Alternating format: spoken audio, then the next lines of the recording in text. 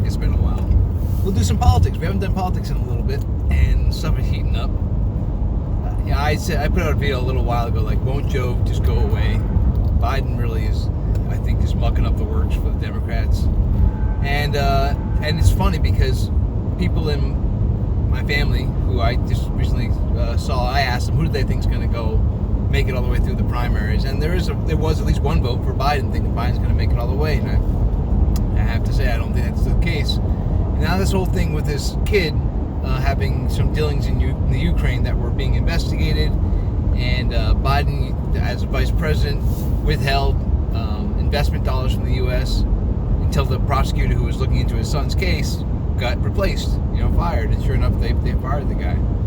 So I think that kind of thing is going to come back on Biden. I think, again, he's been around as a politician for so long. I can't believe that this is the way I feel about politics, that someone who's been in politics for that long is just got a swampy mess trailing in his wake, and they're going to find lots of dirt on things that he's done or his family have done, and just the guy is greasy to me. I can't imagine that. And even with all that, when you listen to someone like Jimmy Dore, who is a liberal comedian, he slams even just the idea of having someone like Biden be on the ticket, because in his mind, I don't think I wouldn't argue this point with him, he's an establishment swamp creature, just about a Republican, the way that Hillary Clinton was just about a Republican on things like war, and Jimmy Dore talks a lot about how the medical plan that Obama pushed through was really the medical plan that Mitt Romney had created all those years ago. So it was really a Republican plan. My left-right paradigm has been destroyed years ago, and there's about a paper's width of difference between the two parties. And I'm hopeful still that some outsider, and you might put Trump in this camp, you might not, but some outsider's going to go in there and shake the trees enough to get rid of some of the swampy. Like, he's had a lot of swampy people in his administration, but one could make the argument, I've heard this argument before, that he's bringing them close so that anything that they do, like Bolton as an example, who they recently fired, thank goodness, but Bolton, like any kind of communication that Bolton would have been involved in, it all has to be recorded, it all has to be done through government channels, so they can keep close tabs on these swamp creatures, and then when they finally realize, yep, the guy's doing bad stuff, boom, he's out of there. So I think that the turnover in his administration of all these swamp creatures, I think, is a good thing, because he's basically finding out who he can trust and who can be trusted and who can't be trusted, and as soon as he feels like he can't trust them, they're out of there, as opposed to keeping someone around for years and years and years who's just swampy. It's not a bad argument. I'm not saying that I necessarily 100% endorse it, but not a bad argument.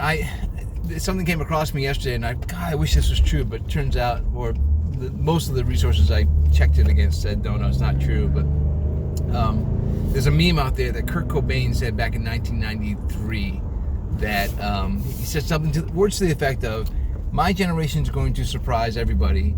We're already disenfranchised with a two-party system, so we will find in our lifetime some way to elect someone from the outside, probably a business tycoon of some type, who will go in and change the whole system. Someone like, and I know it sounds unbelievable, Donald Trump. Like, that's basically the quote. Turns out most resources say that's not the case, but boy, that would have been great if it were true. Except for then you have to buy into Donald Trump fixing everything, and I'm not sure that I'm ready on that 100% either. But we had all this big ramp up to the war with Iran, and I, myself included, a lot of anxiety about, oh boy, here we go, we're going to start bombing, and we haven't yet. So I still say, if peace breaks out with Iran, we get a really good, solid working relationship with them in the same way that we've made peace happen with North Korea, or if he nationalizes the Federal Reserve and gets the sound money system put in place, then he's done everything that I would have asked from any leader. And yes, vulgarities aside, and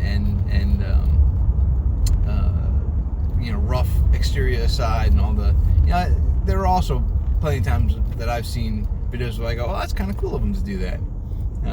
Greeting people, greeting families and that kind of thing. He's got a fairly wide base that's getting wider, so I don't know that I would discount.